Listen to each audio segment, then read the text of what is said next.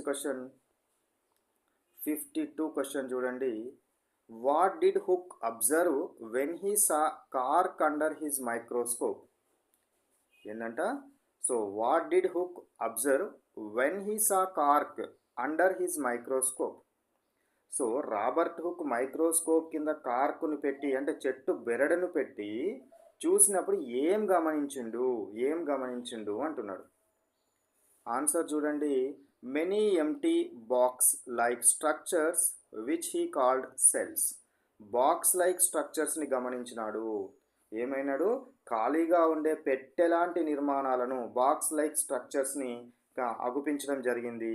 వాటికి ఆయన ఏమని పేరు పెట్టినాడు? సెల్ అని పేరు పెట్టడం జరిగింది. సెల్ అని పేరు పెట్టినాడు. ఇది అబ్జర్వ్ చేసి ఏమన్నాడంటే తేనె తుట్టె ఉంటుంది కదా, ఈ తేనె తుట్టెలో ఉన్న ఈ బాక్సెస్ లాంటివి, తేనె తుట్టెలో ఉన్న బాక్సెస్ లాగా ఏవైతే ఉన్నాయో ఆ విధంగా అతను అబ్జర్వ్ చేసి చెప్పడం జరిగింది. ప్రతి ఒక్క తేనె తుట్టెలో ప్రతి ఒక్క బాక్స్ని సెల్గా భావించాడు. ఆ విధంగా భావించమని చెప్పడము జరిగింది. Next 53 question. What is cytoplasm?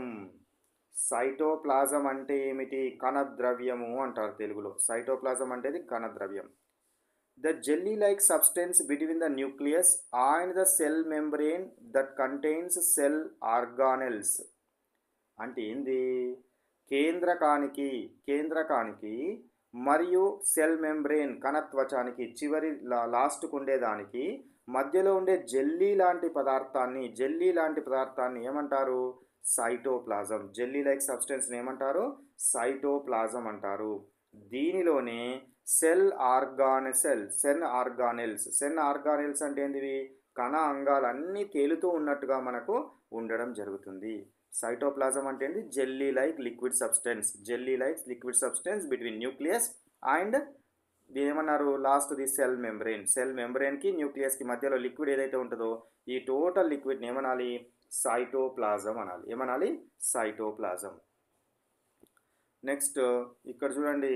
సైటోప్లాజంకి సంబంధించి ఇదేమో ఏంటిది? న్యూక్లియస్. ఇదేమో ఏంటిది? ఇది మొత్తం అంతా ఏంటిది?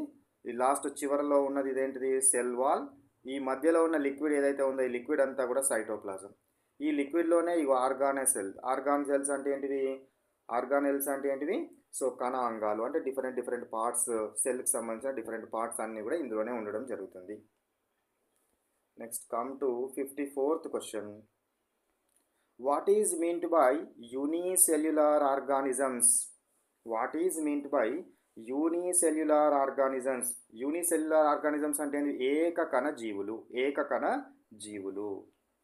Organisms made of a single cell which performs all life processes. So organisms made of a single cell which performs all life processes is called as what? Unicellular organisms. కేవలం ఒక్క కణంతో తయారైన దాన్ని ఏకకణ జీవులు అంటారు. ఏమంటారు? ఏకకణ జీవులు. సో దీనికి సంబంధించిన జీర్ణక్రియ కానీ లేదా శ్వాసక్రియ కానీ అన్ని రకాల జీవ ప్రక్రియలను, అన్ని రకాల ప్రాసెస్ని ఆ ఒక్క కణమే జరిపించడం జరుగుతుంది. ఎగ్జాంపుల్ చూడండి. Amoeba, so entamoeba, next paramecium, bacteria, chlamydomonas, yeast. ఇవి ఎగ్జాంపుల్స్, ఏకకణ జీవులకి ఎగ్జాంపుల్స్. గుర్తుంచుకోవాలి. ఏకకణ జీవులు అంటే ఏమిటి? ఏకకణ జీవి ఏ విధంగా బతుకుతుంది, అదేవిధంగా ఏకకణ జీవిలో ఉండే డిఫరెంట్ మనకు ప్రాసెస్లను ఏది పూర్తి చేస్తుంది, అదేవిధంగా వాటికి examples are the most important.